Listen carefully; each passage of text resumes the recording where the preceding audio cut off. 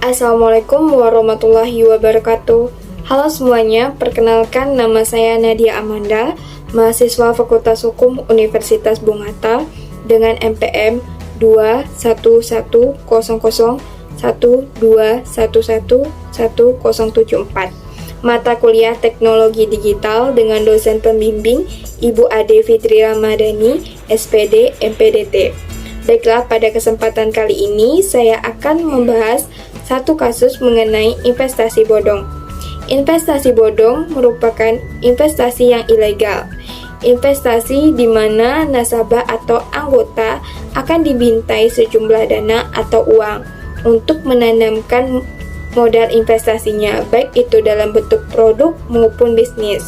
Saat terjerat dengan investasi bodong, maka nasabah tidak akan menerima investasinya kembali dan tidak ada keuntungan yang dijanjikan oleh para oknum tersebut. Salah satu jenis investasi bodong ini adalah investasi permainan uang atau money game. Investasi yang menawarkan keuntungan yang berlipat ganda dari dana yang telah ditanamkan oleh para nasabah. Sebenarnya investasi jenis ini hanyalah tipu daya para oknum investasi bodong tersebut agar menarik para nasabah yang lebih banyak lagi.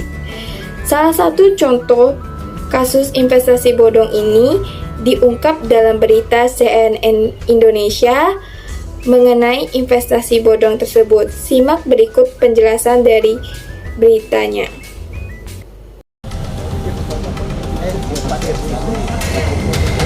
Kepolisian Nusa Tenggara Timur menyita barang bukti uang sejumlah 1 miliar 30 juta rupiah dari tangan Direktur PT Asia Dinasti Sejahtera Muhammad Badrun.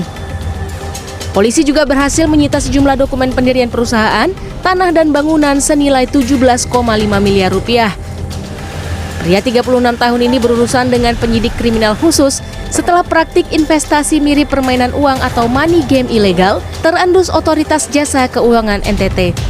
Berdasarkan hasil pemeriksaan, tersangka telah menipu 800 nasabah. Pria asal Kabupaten Ende, NTT itu menjanjikan keuntungan 10% pada nasabahnya pada tiap pembelian paket digital trading forex dengan tiap tingkatannya. Tersangka diketahui telah menjalankan investasi bodong ini sejak 2019 dan mengumpulkan total uang 28 miliar rupiah. Atas perbuatannya, tersangka terancam hukuman 5 tahun penjara serta denda 10 hingga 20 miliar rupiah. Dengan menggunakan aplikasi, dia mensosialisasikan kepada masyarakat untuk mengikuti program dengan menyerahkan sejumlah uang antara 5 juta sampai 500 juta. Dari kasus investasi bodong yang telah diberitakan oleh CNN Indonesia, maka ada 6 cara agar kita terhindar dari investasi bodong. Pertama, pastikan perusahaan investasi memiliki izin yang jelas, baik itu dalam OJK maupun Bapepti. Kedua, apakah hasil yang diberikan atau keuntungan itu realistis? Ketiga, cek rekam jejak perusahaan investasi. Keempat, pelajari bagaimana perusahaan investasi tersebut dalam mengelola dana investasi. Kelima, jangan ikut-ikutan orang dalam berinvestasi tanpa mengecek terlebih dahulu investasi tersebut. Keenam, memiliki rencana yang jelas tentang investasi.